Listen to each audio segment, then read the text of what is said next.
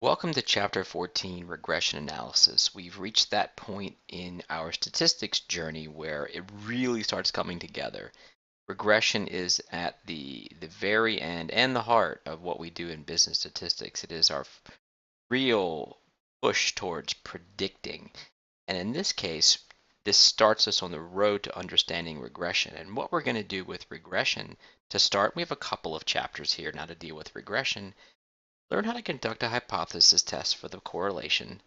Learn about the limitations of correlation, as we'll see in its view as not being causated.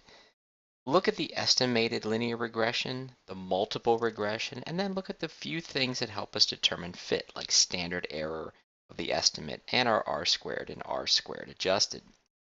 So it seems like there's a lot to do, but really it's not. The reality is that most, if not all, the math will be done in Excel for you as you go through, pick from the data.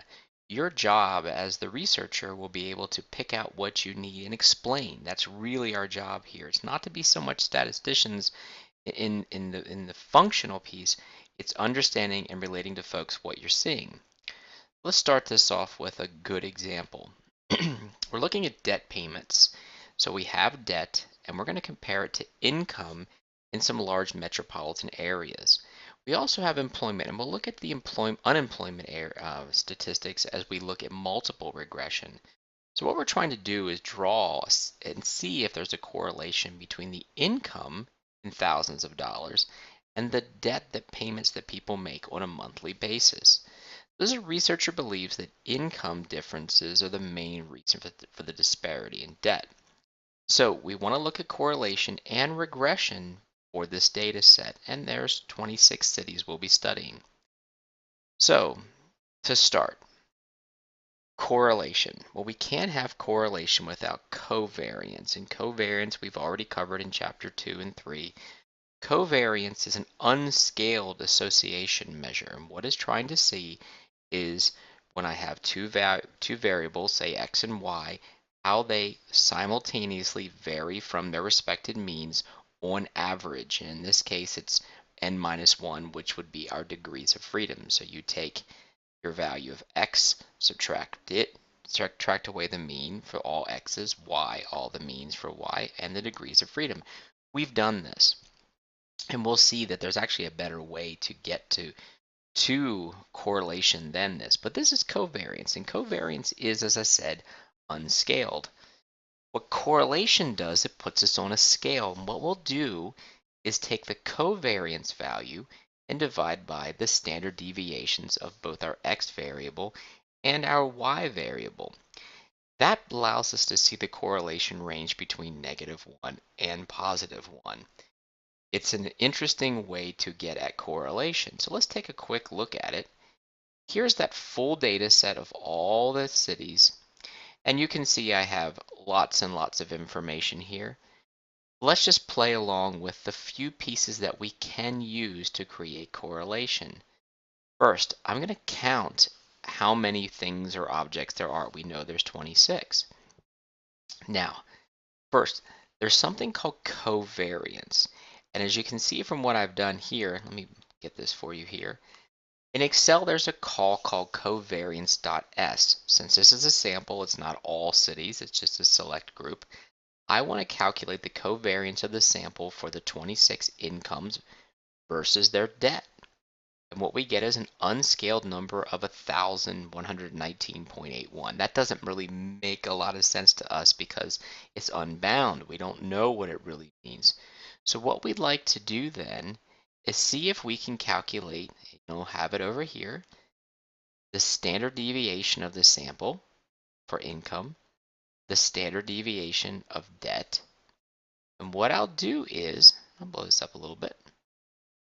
I will take both of those and divide them into the covariance. So the cell I2 divided by M2N2, and you get a correlation number of 0.867. Now that's a high degree of positive correlation.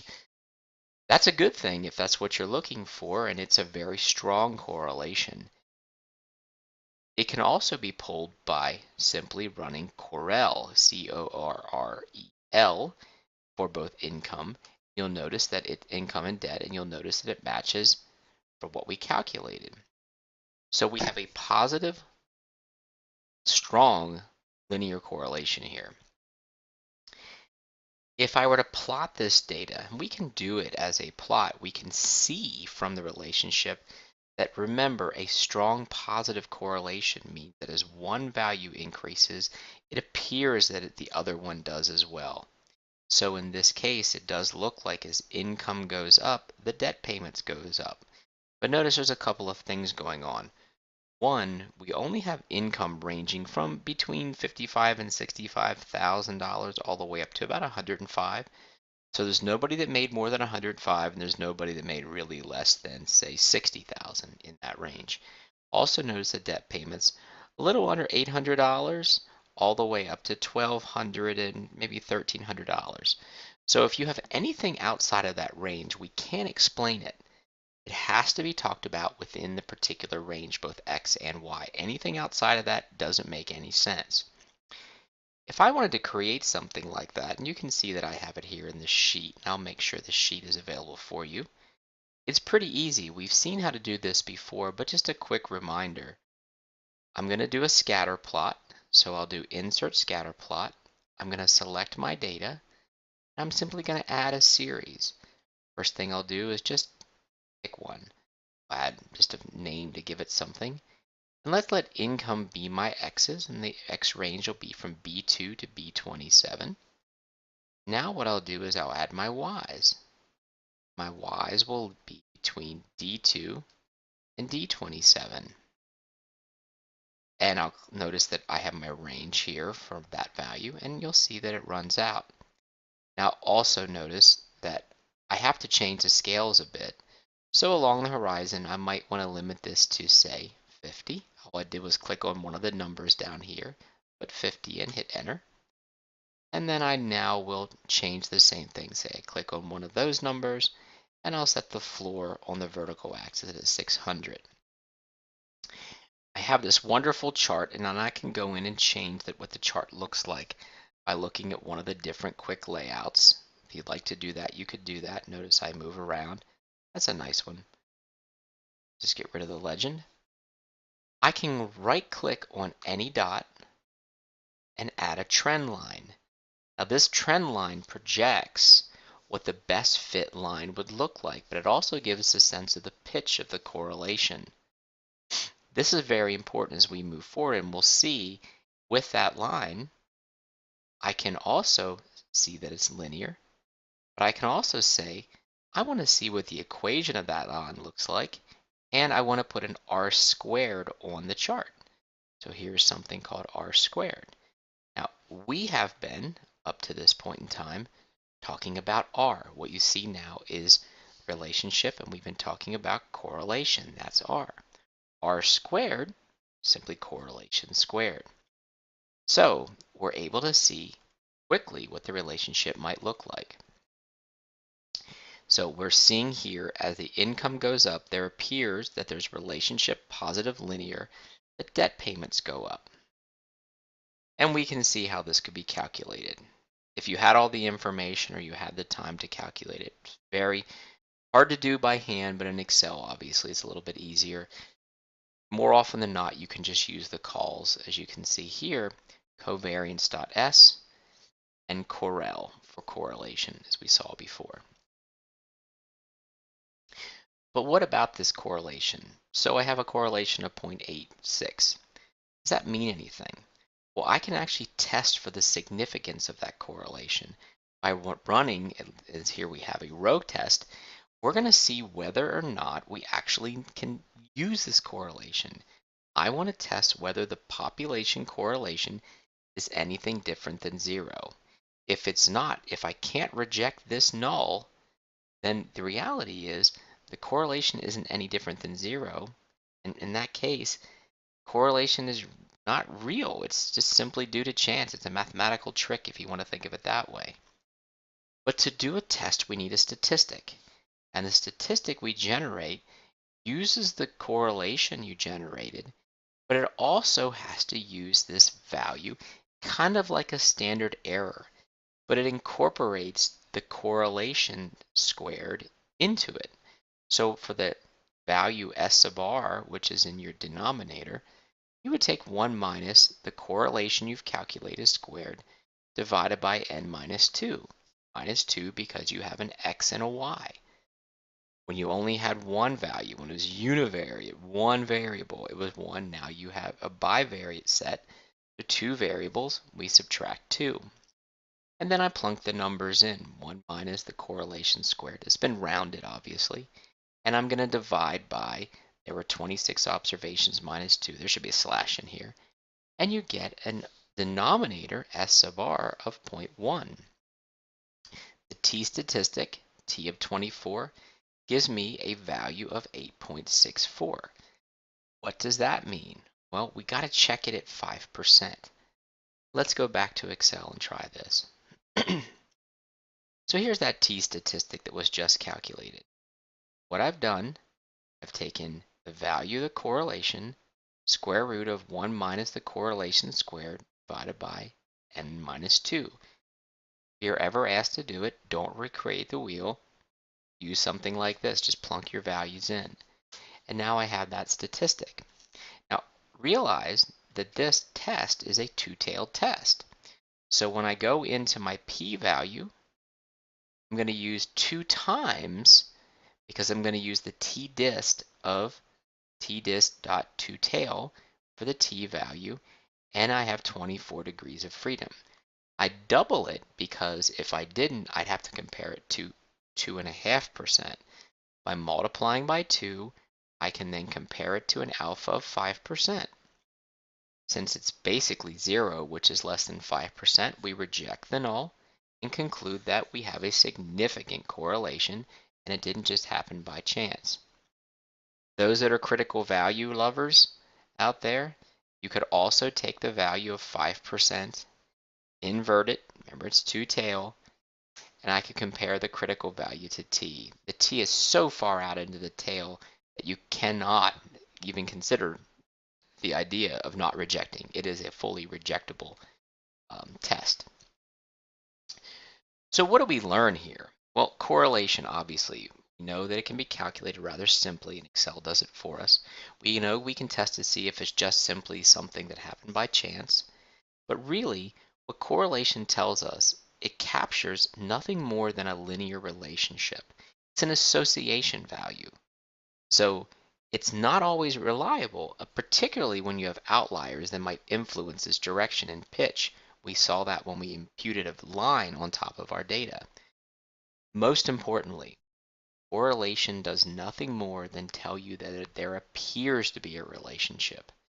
It doesn't mean causation. And this happens a lot when we look at huge studies to determine whether or not something causes something else. The reality is it's hard to prove causation, nearly impossible, because you can't control for everything. So in this case, just remember that we're looking for, even when things are highly correlated, it doesn't mean that one causes the other. It just means that they have a statistical linear relationship. The regression model. What is this thing? Because we just got through correlation. Some folks in psychology will often tell you that once you know correlation, you know pitch. And once you know the pitch or the degree of ascending or descending, it's not far along to get to the regression model. It gives you a sense of where things go. Correlation, while it's not causating, does give us a sense of pitch. Regression lets us kind of allow ourselves to talk about what's happening in the value that we predict by those that explain it. So we have this y value, often called y, often called the dependent variable, here called the response variable, and it is being influenced by the x's, or often called explanatory variables or independent variables. What we allow ourselves to do is use the independent variables to tell the story of what's happening in the dependent or the response variable. We can use and predict the response variable from those explanatory variables. Now we know that if you had a perfect relationship, it's called deterministic. It's nothing you can do about it. It's a perfectly set up, everyone falls on the line. But we know that that's not going to happen. Most relationships, if not all, have a bit of inexactness to them. So when we don't have a perfectly fit value, or you have perfect correlation, all values line up, we have something that's inexact. And we know this. And we account for this in regression, especially when we look at the model through, we call it a stochastic error term, but it's nothing more than saying that our models have potential for error. But we expect over time that error to go away to zero if we repeatedly sample. That's why we have this little e here. Now, a long time ago, you had the idea of an equation of a line, y equals mx plus b. Well, here's your mx, and here's your b. Remember, m was the slope of the line, and b is where it intercepted the y-axis. It could be positive or negative. The fact is that the beta sub 0 here, or what you would have called m years ago, really is nothing more than a balancing item. It doesn't stand on its own, because if x goes to a value that you haven't seen before, say 0, and we end up with just beta sub 0 here, it's of no use. It's a moot point. Remember, as I said with correlation, you have to live within the boundaries of your x's and the boundaries of the y. So the range of values for your x's and the range of values for your y are the only space we can play in. Anything outside of that, you're really guessing. It's hard to predict something that you haven't seen before outside of a range. So we have our x's and y's. Here, the x is your explanatory or independent variable. It's independent of y, our response variable. There's our error term. We're going to not know those betas, and we're going to have to predict those betas with b's.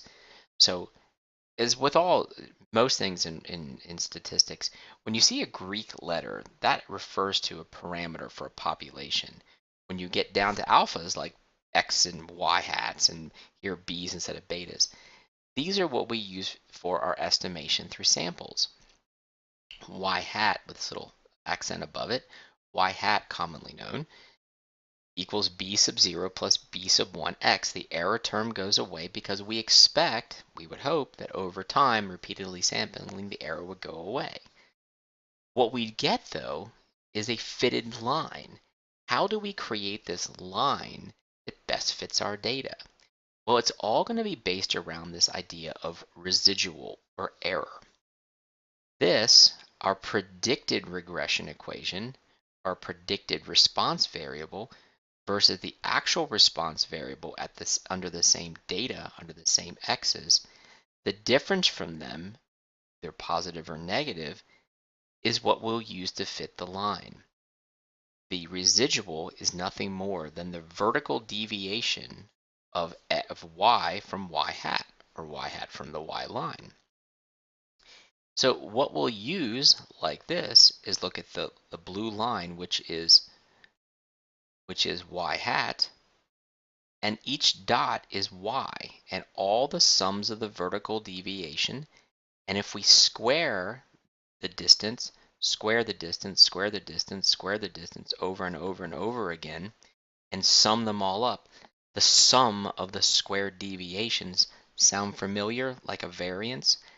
I'm going to move this line to the point where it minimizes the sum of the squares. It's going to take the least of the squared deviations in total. So what we're going to do is calculate the error term from different runs of the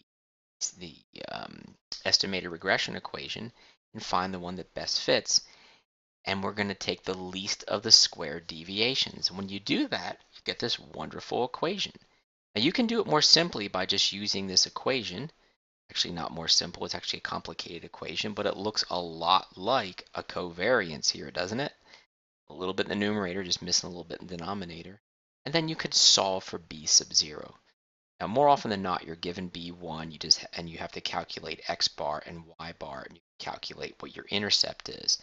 Again, b0 is nothing more than a balancing item, and this proves it. b0 is a number you back into. It's what allows the y side to equal the x side. More often than not, though, this is calculated in Excel for you. Here you can see that if you're given, in this case, the numerator of the covariance divided by the sum of the squares of x's from its value, you get a beta, a b sub 1 of 10.44. That is our value of the predictor, in this case, the independent variable, and you'd multiply that by x, and then you could solve for b sub 0 for 210.3. What you end up with is a sample or a simple linear regression sample regression equation of 210.3 plus 10.44x. Well, that's based on this. Get out over here. This data set, what we're doing is nothing more than building what we just saw. Here's that same thing I just created a bit ago. Here's the line, and when I put in the regression equation, here it is, 210.3, 10.44 times x. What we've just done is create the regression equation so that we know that the intercept is $210.30 of debt. And if we hold everything constant, sorry about that, if we hold everything constant, since we're looking at income in values of $1,000 each, so a 1 unit increase, which is a $1,000 increase in income, creates an expected increase of $10.44 additional. So if you increase by $2,000, your debt load would go up by $20.88. 3, take 10.44 and multiply by 3. You can see how that would work. It does kind of hint that if you had no income, your debt payments would still be $210. That's false, because we didn't see any income below. You can go take a look at it. Here's our income level. We're not seeing anything near zero. It may be that 59 is our smallest, but for this case, this bullet right here is really a false lead. You can't talk about the idea of the intercept being anything because we've never seen an income level below a particular value, certainly not zero. Very interesting, and we could use this to start making predictions based around what value you're seeing your income level. So what does that get for us?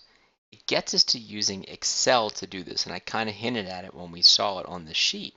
But Excel makes our life a lot easier because you're going to get to some nice output. So what we would do here using this data set, and this is on the Chapter 14 examples, we're going to use data analysis. If you haven't installed the analysis tool pack, now's the time to do it, but you should have done it already. Click regression. My dependent variable is going to be debt because that's what I'm trying to predict. The Y range goes from D1 to D27. The income goes from B1 to B27. Now, in row 1, I had labels. My output, I pick a spot for my output. Let's put it over here somewhere. And you'll notice here's something called residuals and standardized residuals. Those let you see what all those little residuals might look like. And I click OK, and you get this wonderful output. Now I'm going to move it back over here so you can see the one I've set up previously, just so you can see the mappings. But you'll notice you get an multiple R. This is your correlation. We already know this. We've calculated 86.8. Here's your 86.8 right here. You square that,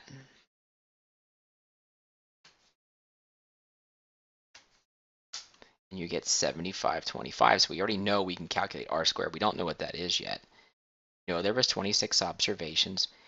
We've already seen that y hat, if I do it this way, y hat will equal 210.230 or 2977 plus 10.44 times income, whatever income might be.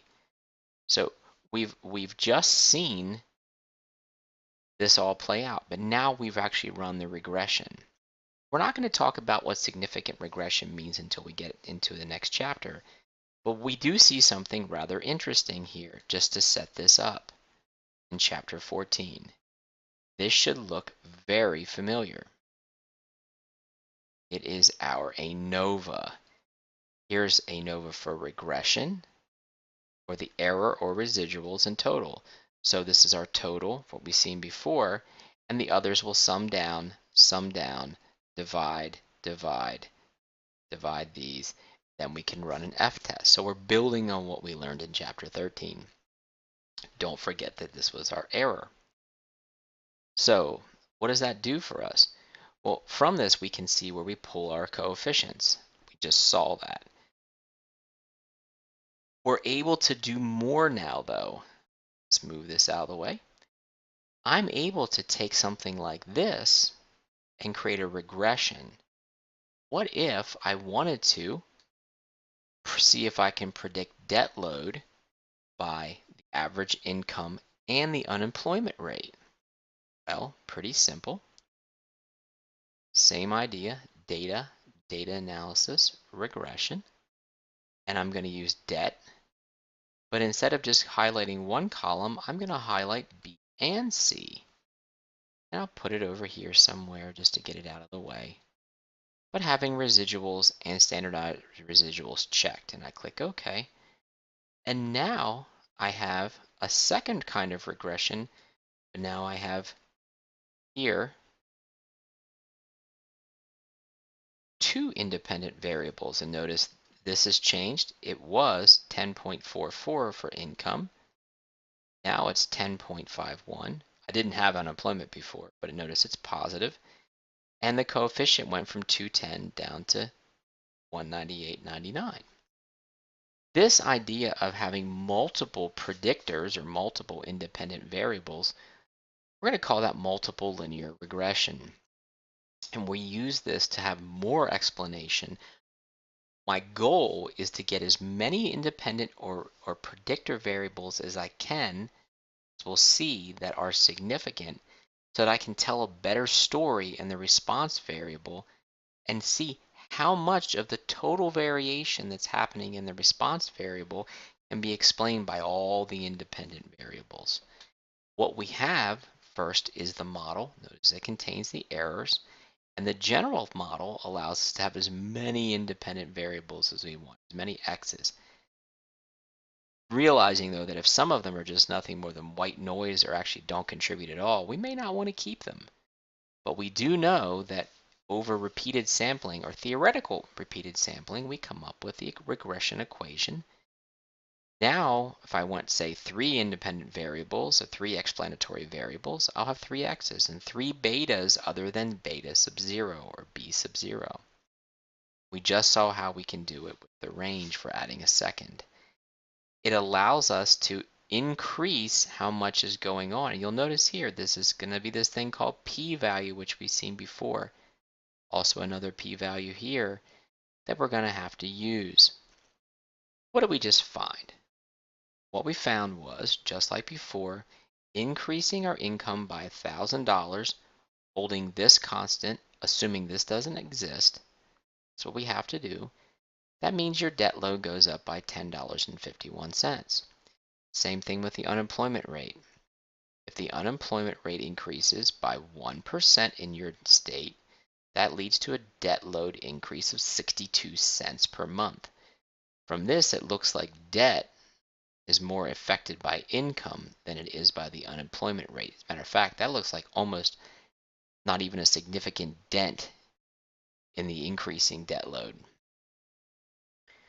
So if we had, for example, from this equation, a person who made $80,000 or a region at $80,000 of average salary, 80, notice there's no zeros because it's in thousands, and a rate of 7.5, we plunk those values in, plug and chug, and we get an estimated debt load of 104461. That would be, if you think about it, directly on the line. Now, it's hard to draw a line for multiple regression, but if I were for single linear regression, any projection that I make using the equation will appear as if it were on the line. just like this. So that's a good start into regression. What do we know about whether or not it's a good fit? Well, there's several different goodness of fit measures that we can use. Standard errors, especially the standard error of the estimate, which is nothing more than looking at the mean squared error and what it does. And then this thing called R squared, often known as coefficient of determination, and then adjusting it for multiple regression. So first, the mean squared error. You've seen this. This is in all of our NOVAs. However, for us though, the standard that we look at is the error term, residual term. We look to this. How far does each y deviate from its predictor, squared? And we take that and divide by the degrees of freedom.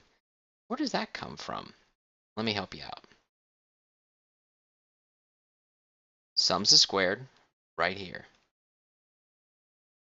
Error, right here. Here's the sums of squared error. Here's the mean squared error. This is the mean squared error. Let's take a look at this one here. Let's just make this something a little bit different. Mean squared error. It takes the sums of squares divided by the degrees of freedom that's been calculated. N, case n minus k, the number of explanatory variables, minus 1. We're already using y. So 26 minus 1 is 24. Now with this, what we would do to get it on a single unit, not a squared unit, standard unit, I would do nothing more than take the square root. That's all I'm doing here in cell L13. I'm taking the square root of 4001, and I'm getting a value of 6326. Let me blow that up a little bit. There's 6326. Fantastic. What does it do? Well, if I compare that to the same mean squared error, but from the multiple regression now, 64.6, 63.26, 60.4.61, there's less standard error, less general variation in Model 1 than Model 2. So, as we look at these, it appears that Model 1, because it has less variation, certainly would be a better pick. Adding the additional variable didn't seem to help that much here. It seems to have actually hurt the error, which isn't what you want to do by adding additional variables. So that's step one. What's another one? Well, there is this thing called R squared. Correlation squared is our coefficient of determination. And we've seen we can calculate R, we can square it and get R squared. But actually, to get the correlation and regression, you start with the determination number, R squared. And what it is, it's the sums of squared error, something we just saw, divided by the sums of squared total, and take that away from 1. So from the simple linear regression here was our R squared, here was our sums of squares due to error. I put error here just to give you a sense that its residual means error. And then here's the sums of squares total. So what I want to know is how much of the variation that's happening in the dependent variable can be explained by the regression. So you could have taken SSR, that's the regression, over SST. So you take 1 minus, and you end up with this thing called termination. So in this case, if I took 1 minus this over this, I get an R squared of 75.25. A little over 75% of all the variation in debt for this data set can be explained by the income. So 75.25% of all the variation in debt is explained by income. Great. What about the second model, multiple regression? Well, here it has an R squared. It looks just about the same, right? 7526. So we have an R squared of 7526 and an R squared of 7527. In this case, it looks like model 2 would be the one you pick. However, there's a catch. R squared is only good when there's one independent variable. When you go to more than one, you have to adjust the r squared, and you move to something called adjusted r squared. You will always get an adjusted r squared, no matter if you have one independent variable or more. So we have to, for model 2, consider this adjusted r squared. And all that does, I like to think of it this way. It's a check, and it's keeping you from adding variables that don't add anything of importance. It's kind of a limiter of my want to put more variables in. It adjusts, as you can see, by using the r squared, and it adjusts for you wanting to keep including more and more and more variables. It's a penalty function. And what we'll find is that an r squared adjusted at most can be exactly r squared, very rarely, but it never eclipses r squared. So we adjust it for the value add potential for the independent variables. And what we'll see is the adjusted r squared, actually take that back, it can go more, but by adding variables that add nothing will go down. But more often than not, the r squared adjusted will go down. In very rare cases, it does go up. So what do we have here?